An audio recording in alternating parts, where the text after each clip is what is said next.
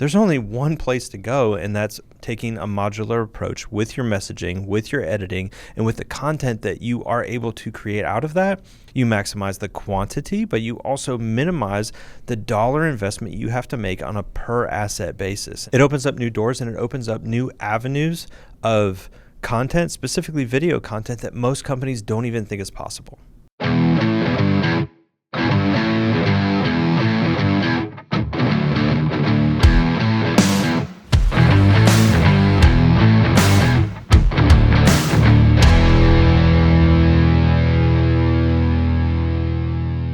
So it seems like every single week we find ourselves in a situation talking to some kind of either marketing leader or somebody within the organization that is looking to produce a video, and it always seems to end up in the same position. And so I think that we should start off this episode with just talking a little bit about what that situation is and how they get there and why we see so many different teams in the same position. Sure. So normally when we talk to any client, almost without fail, the way they come to us is in need of a video, potentially in need of a couple videos, right? So that's generally what happens. They're at their company, they're in a marketing meeting, or they're having a request by an outside department that somehow includes a video asset, and then they go out and look for a video vendor, and their request is, we need a video, or maybe a couple videos. And that's generally where it starts. But the reality is that there's usually a better starting point. Not always, but usually. It makes me think of an example. So last month we shot the start of a video series for a client. They came to us and said, hey, look, we've got 5 manufacturing facilities. We want to make a capabilities video for each facility. What does that look like? We gave them 2 options. They chose the project-based route. They said, hey, you know what? We see value maybe in this other way, but we really only need these 5 videos. Great, let's focus on the 5 videos. We went through that process with them at the first facility, and they kind of asked, had we gone the other route, what would that have looked like? And what we were able to give them as even a slight teaser into what that might look like, they're reconsidering their entire approach to the project. They want to rekindle the conversation of the other approach, and we're meeting with them next week to really talk about what would be the better opportunity and what would come out of that beyond the 5 videos that they were originally looking at. That's awesome that they're completely reconsidering how they do the additional videos. So help me understand, when they went and had this full day of production, what was the outcome of that? So the intended outcome from their perspective was we made 1 video, probably about 3 minutes, about the capabilities of that facility. That was their intended outcome. That's the ultimate goal. We just need this 1 video about capabilities so that, and really what it is for them is their other employees in other areas of the company, other facilities, can know how does this facility fit into the greater company profile, essentially. And that was their only goal. They said, hey, we just need this 1 thing. We don't need all the other stuff that we might be able to get. Let's just focus here. Let's help the audience think through the math, because usually when we walk through these different scenarios, the math doesn't math, right? And so we were there, we shot, call it 6 hours of footage, right? I know that it was probably closer to 8, but realistically, what was the end video that they ended up with? Was it a 2 to 3 minute end video? So their video ended up being a little bit longer. They really wanted to go kind of a deep dive on capabilities. It was about 4 minutes is what it ended up being. But to your point, how much footage went into that, right? So we had about 2 hours of interviews. So we had 3 different executives in different positions from that particular manufacturing facility talking about their capabilities and how they function. And then we had probably about 4 hours of B-roll because they wanted to show each of the stations and how product flowed from raw material to finished product throughout that facility. So we really had to know what that process is, know what each function within the facility provided as far as the added value to the finished product, and be able to document that as it progressed through that facility so that we could show the capabilities in a forward-looking progression of how the facility actually operates. So if you shot for 6 hours, that means you got 360 minutes of potentially usable footage, and the final video was only 4 minutes. So that means that the 354 other minutes captured, and even if only half of that is usable, you've literally thrown away over 160 minutes of footage. That's one of the downsides of taking a traditional approach to production. You get that tunnel vision on that one video that you want, and you forget about what other things might we be able to have. And it's exactly what this client did. They said, hey, tunnel vision, we're going to get this capabilities video.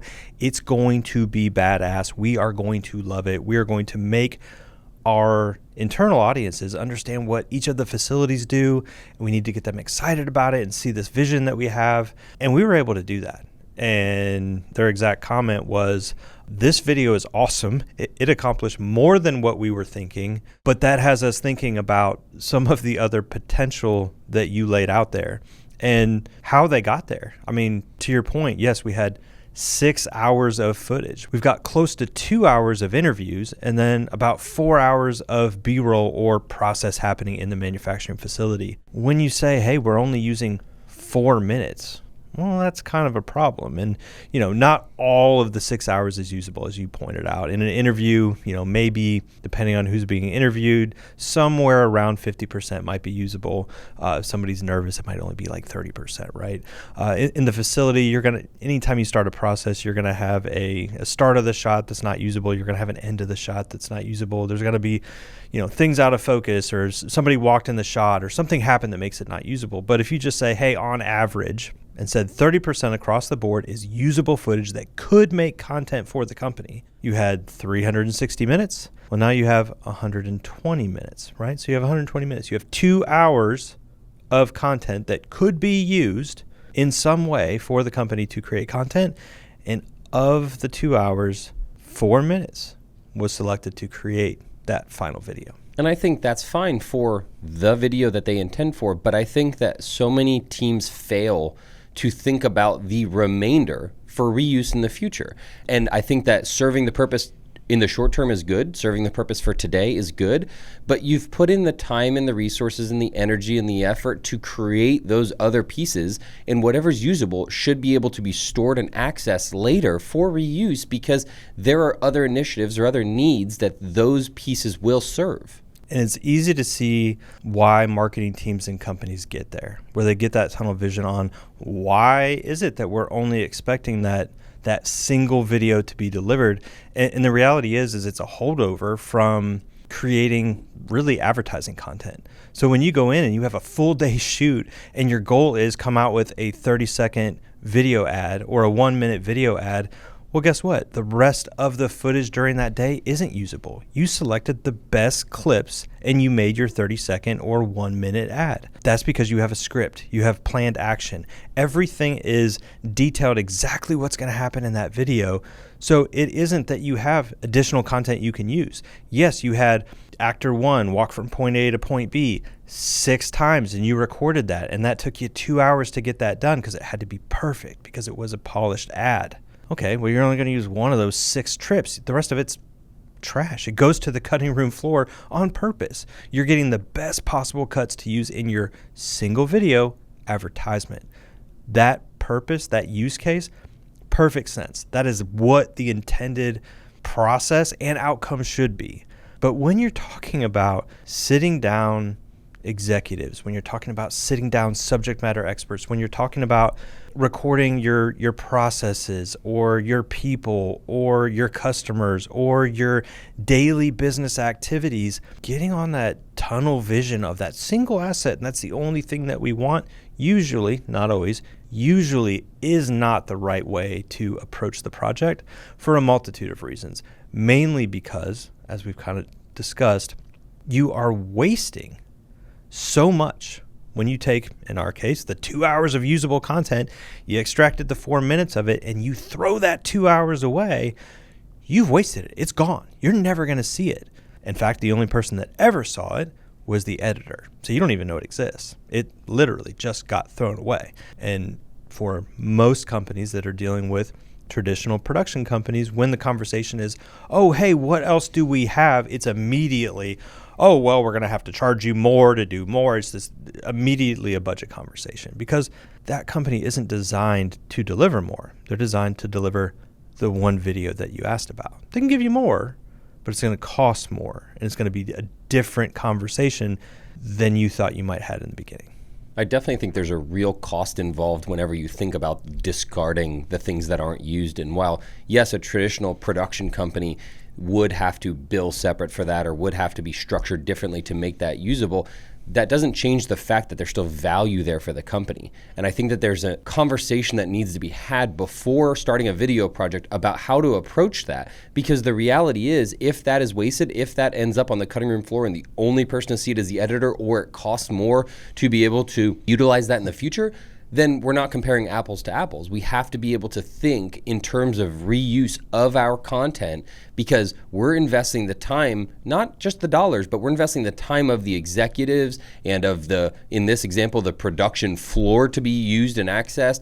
And there's so many things that go into it that if it is just thrown away or never seen again, or we have to talk about additional costs, all of those things have to be considered, because if you're not reusing your content in that way, you're missing a huge opportunity. Companies are in a vastly different situation than they were 10 or 15 years ago. 10 or 15 years ago, getting one video asset might have satisfied your need. Maybe you used that in your campaign or your trade show or whatever the intended use was. But fast forward 10 or 15 years from that time, we're in a different landscape. We have an audience that is on social media and on content platforms on a daily basis. They're not hovering around your website reading your blog. They're interacting with companies and people in social channels. So every bit of that is a potential opportunity to create a piece of content that could be used to interact with that audience in the environment that they're interacting with. So it isn't just that, oh, hey, there's this content that could potentially be used. It's how would it be used and how would it be used effectively? Whether it's creating social content or creating additional long-form videos, the reality is that there's an opportunity to further communicate with your audience that is just being wasted in almost every conversation I have, at least in the start. And the company that we mentioned, again, that's where they started. They said, hey, let's do these videos. We only have this one thing that we need to accomplish. And we delivered it. As I said, they're very happy with the video. They want to do the remaining videos for their additional facilities. But they saw something during the process of that first video that made them question their original decision of only wanting a couple videos. So walk me through the point in which it kind of clicked for them, where they said, okay, we did this one video, we love the end product, but maybe you're right, maybe there is more here. Because I think that for the audience, sometimes we get caught up in the creation of the video and then maybe the next one and then maybe the next one, but we never stop to say, hey, here's this light bulb moment of, I finally get what you're saying and I finally understand the extra mileage I can get out of this footage. What was that light bulb moment for them where they finally said, oh, I get what you're saying. Here's what we could have done that we didn't, and here's how we'd like to explore it going forward? So because of the technical nature of the video that they were trying to put out there, they really wanted to cover the complete capability within that facility, and they didn't want to leave anything out. They got very granular in each station of value in the manufacturing process, and they really wanted to see, okay, I know you presented these 3 clips in this area while we're talking about this. What else do you have? Okay, you want to see what else we have? Let's take one area. So we took one, and we didn't just present the 3 clips that the editor selected to begin with. They were able to get 20, 30, or 40 clips from that area that had a lot of different angles, a lot of different lighting, a lot of different activities, a lot of different aspects that may have different value when they're trying to explain the capability of that particular station. That went on. As soon as they saw the first one, they were like, oh, well, we kind of want to see that for all of them. How do we access that level of content? And the reality is you can't send a bunch of raw content over to a client in that capacity. It's too large of a file. It's too much footage to review. They're not going to go through 6 hours of footage. That's crazy. So what they needed was modular components grouped by area that showed them what is the library of content that we were able to capture on a per area basis while we were there. So that was the first conversation of, oh, okay, you showed me a lot more for this one station. Do we have that for everything? The answer is yeah, we can make that for everything. That isn't what we were initially talking about. What we were talking about was creating one final video. But you want to see everything. We can make that possible. It also got into that on the interview side. Okay, hey, we pulled these comments. Hey, did we mention anything about this aspect? You want to go back and you want to compartmentalize and review the modular aspects of what was said so you can kind of help build story and make sure that we don't leave something out. Okay, now we're having a different conversation. We went from we want a video to we want to look at everything a bit more modularly. We want to see all of the building blocks that make up the video. That's really where it started. And honestly, because of the technical nature of what was happening here, it wasn't a problem for us to go back and say, you know what, let's take out every useful bit from all of the stations and let's show them what this looks like. And let's take out the useful comments that were made and show them what's available. And let's work together to craft this perfect message, which is the starting point for modular content. We've broken everything into modules that could be used on this particular project. Now, what they hadn't considered is that they can also be used on other projects now. And that's what most people are missing. Yes, you get more flexibility on the project you have. You want to switch out a shot, you have a library you can switch out from. You want to switch out a comment, you have a library that you can switch out from. But they were very focused, again, on the single deliverable. And they were able to kind of piecemeal what they want and what they didn't like and move it around and add this in, take that out, and get to an end result that, in their opinion, perfectly displayed the capabilities and the points of interest that they wanted to convey about that particular facility. But when they took it back and they kind of, showed their executive team, they got high fives, they shared something else with their executive team. We were dealing with people from the facility. We were dealing with basically engineering-minded people that were tasked with, let's make a badass video. We did that. They took it back to the executives and said, look at the video. Executives loved it, but they shared something else with those executives. And that was the fact that from that one day, we had over 600 clips from just that one facility, that most of which are currently unused. I wasn't in the room, but I think what happened was they said, oh, okay, that's awesome that we accomplished our goal. We have that thing. But tell me again about those 600 clips. What is happening with that? What can we do with that? What's the deal? And some of that got shared with them. Hey, there was this conversation about a different way we could do this, something about modular content, blah, blah, blah. I'm not really sure. And then the next thing you know, they're sending us an email saying, hey, love the video. Everybody loved it. Our executive team loves it, which in this case was the most important audience. But they want to have a conversation about how we started, which was our options about what we could do and how we might be able to do something different that would get us a little bit more flexibility and a lot more content down the line. So I know for us, that's an easy conversation to be had, right? This is how modular works. This is our approach because this is how we process everything. This is how we process all of our clients' footage, and it's really different than what they've ever heard before.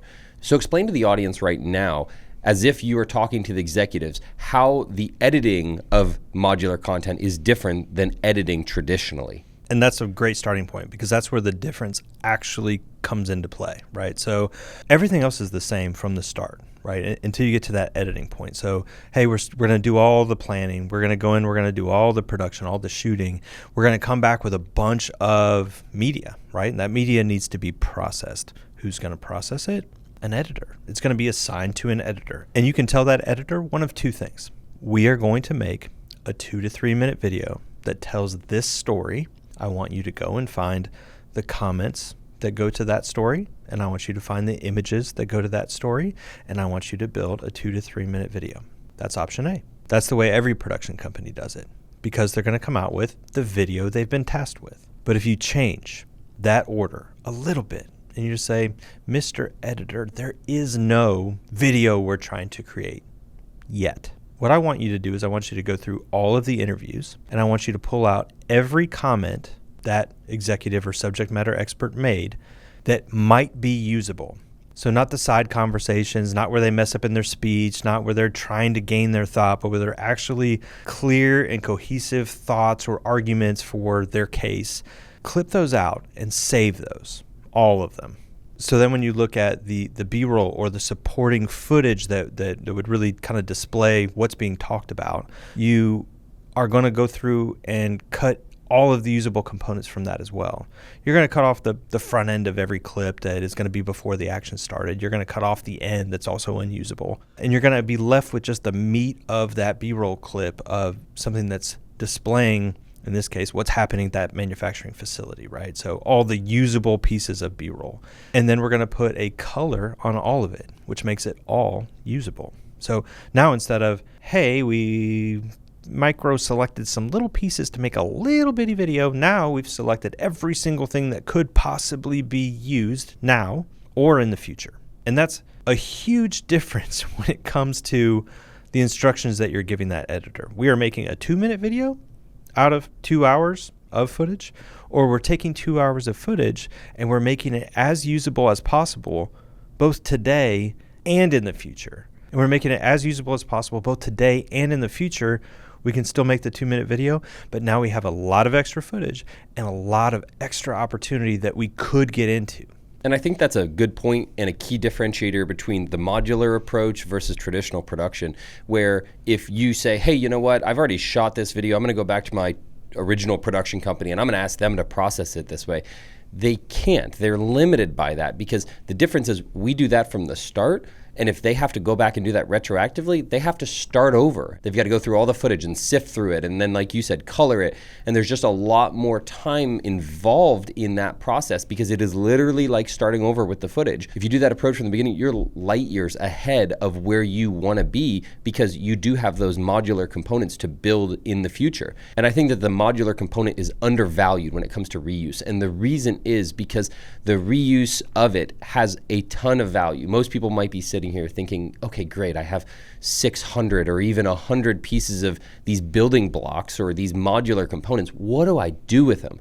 I think that's a question that we've gotten in the past of, what do I do with that content? And I know we've talked on other episodes about, storing them and accessing them and being able to reuse them, but just fundamentally understanding that they're there and that you can reuse them as individual pieces. We've seen people on social just take B-roll clips and utilize those. We've seen them take single interview clips and use those with some commentary on the post. We've seen them mix and match things together, but not doing that isn't an option anymore. There's value in the video itself. So when you're not harvesting that value, you're wasting it. Going back to what you said about potentially going back to a provider of video and saying, hey, we want to go back and do this process. Most traditional production companies will not do that for 2 reasons. One, it is a lot of extra work that's not part of their core process. They're used to just going to an editor and saying, hey, edit this, I just need this one video, and calling it a day. Now you're asking them to, one, deviate from the process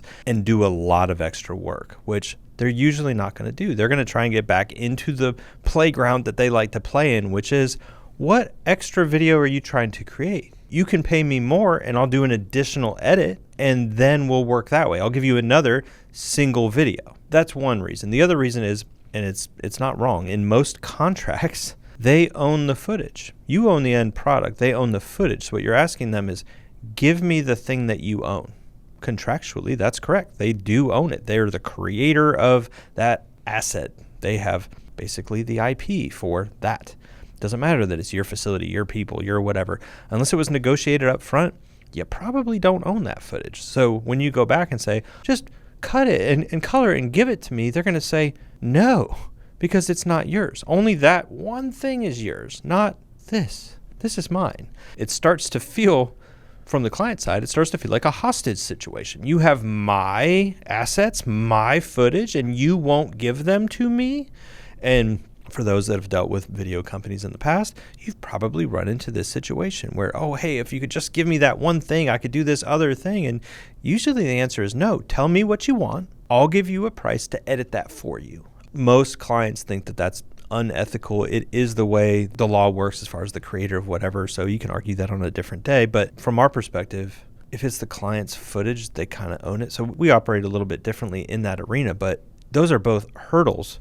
When you go back to a traditional production company and ask them, A, break your process and do something you don't normally do, and B, give me access to footage that you probably don't think that I own. So you just kind of uncovered a little dirty secret within the industry, but why is it that they want to own it? Why does retaining the ownership or the rights matter? Because, to your point, like, it's your facility and it's your people. Like, why would a traditional production company care about the ownership of that? Are they trying to utilize it in future spaces? Are they trying to sell it on stock video websites? Why does that matter? So it depends on the company.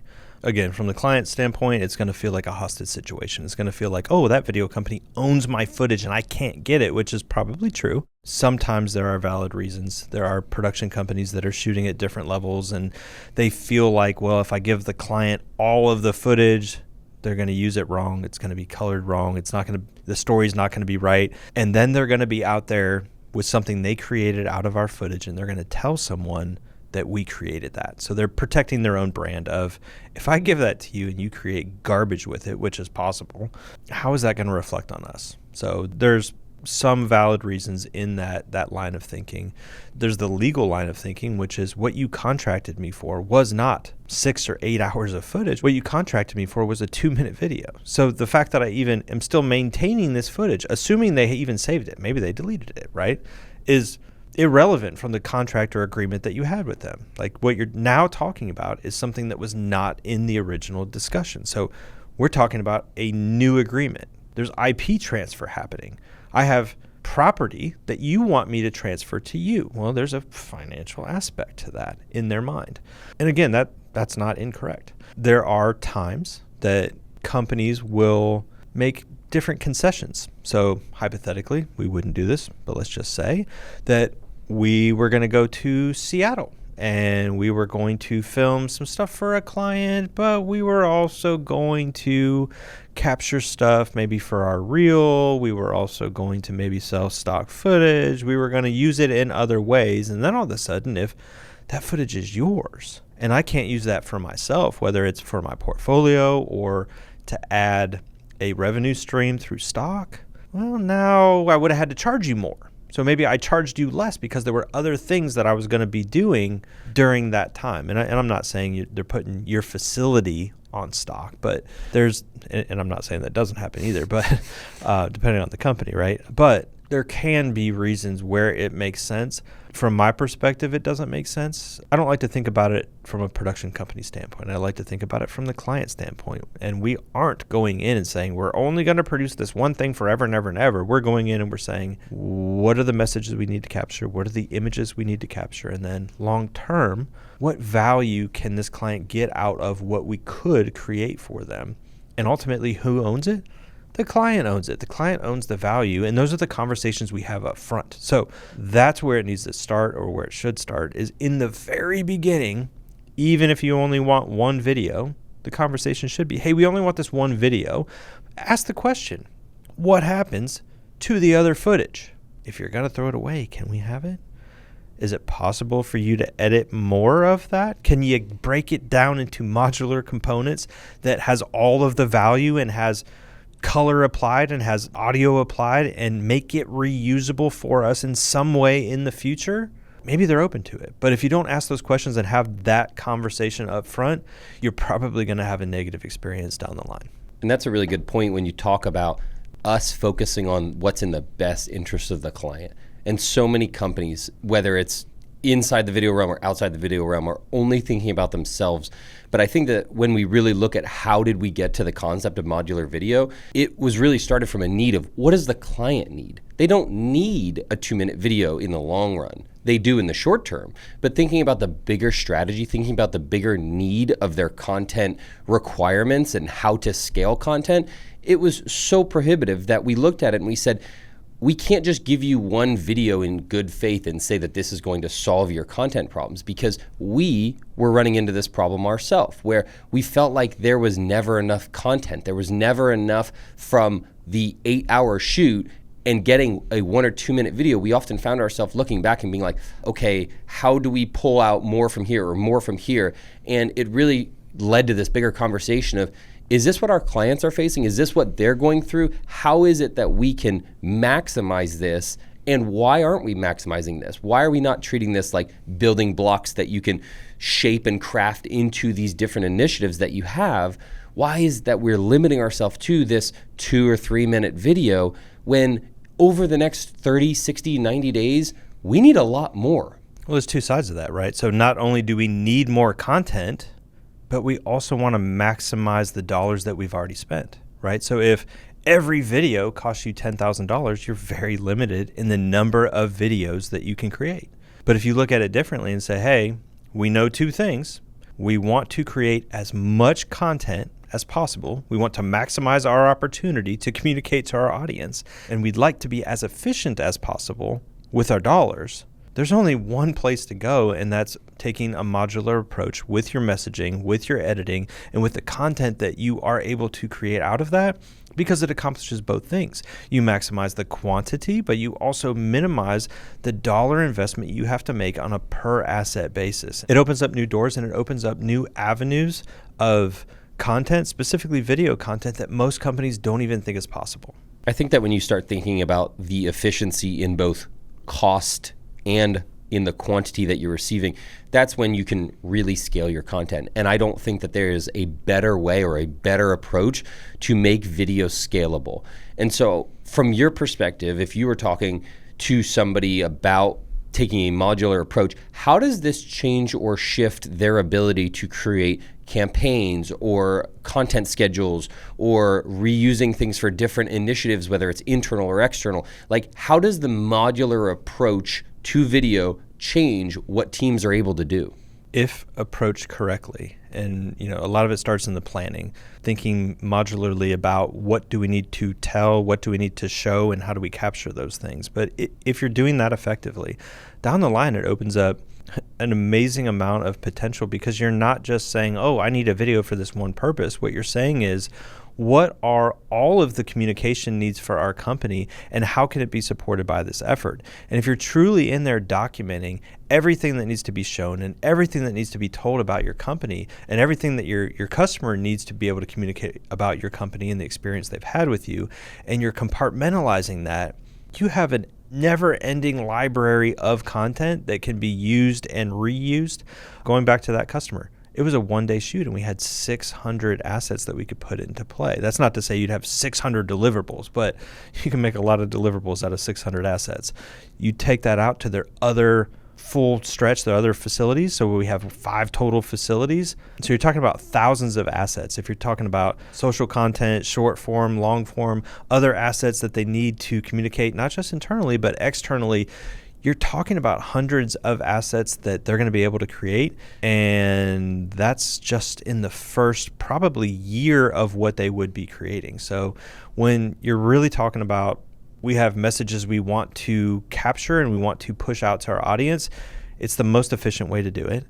And when you're thinking from a financial standpoint of, we want this asset to last not just today in our needs today, but also in the long term, when we have that need come up 6 months from now or 2 years from now, we're not starting from scratch all the time. We're able to go back to that library of content that we've built and say, hey, we're talking about this location or this process or this product or fill in the blank. What footage do we have from that? And many times, once you've built up that library, it's not even that you have to go shoot something. You can reduce your costs on the back end as well and just say, hey, you know what? Let's sit somebody down and talk about the new features or availability or whatever it is, because we have plenty of footage to cover that already. So there's a lot more that can be gained on the front end when you take a modular approach. But I think for the long term, for most companies, it makes a huge amount of sense to also think on the long-term side of things, of when we have that next need, if we already have content that supports that and we don't need to shoot something new, how much money are we saving there as well?